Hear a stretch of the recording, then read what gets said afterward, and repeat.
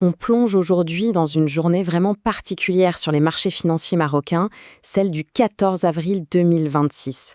Une journée bien pleine de contrastes, avec des signaux qui partent un peu dans tous les sens, où des tensions bien réelles ont côtoyé un optimisme assez remarquable.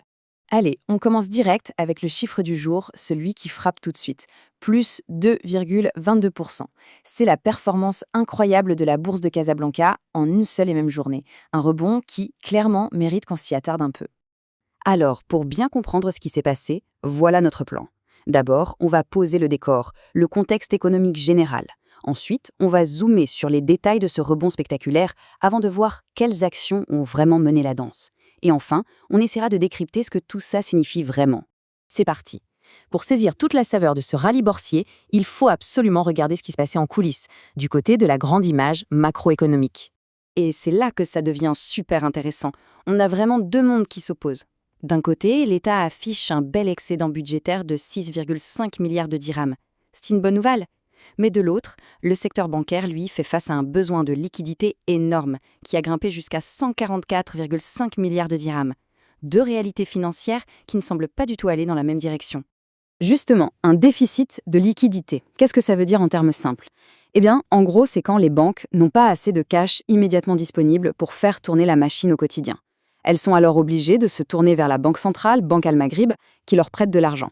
C'est donc un vrai point de tension dans le système à garder en tête pour la suite. Et il faut savoir que cet optimisme en bourse, il n'est pas tombé du ciel ni sorti de nulle part. Ce n'était pas un phénomène purement marocain. Au même moment, en Europe, les marchés tentaient aussi de rebondir. La raison, un vent d'espoir, même fragile, lié à des pourparlers au Moyen-Orient. Ce contexte international a joué un rôle de catalyseur, c'est certain. Et ça nous amène tout droit au cœur de notre sujet, la performance spectaculaire de la bourse de Casablanca, clairement portée par ce vent d'optimisme international. Ce graphique est assez parlant.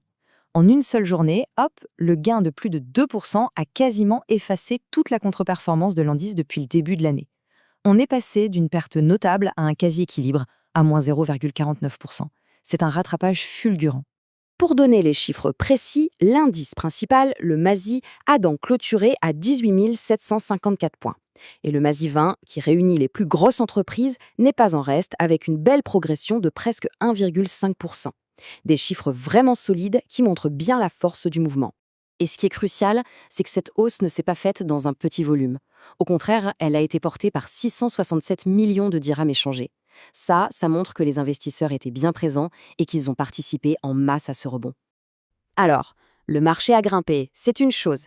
Mais qui sont les vrais champions de cette journée euphorique ? Regardons de plus près les actions qui ont brillé. Le palmarès est assez spectaculaire. On a Résidence Dar Saada et Strock Industries qui frôlent les 10% de hausse. C'est énorme pour une seule journée. Et juste derrière, des noms comme Sanlam Maroc, Managem ou Sonacid affichent aussi des gains très très solides. L'optimisme était vraiment partagé.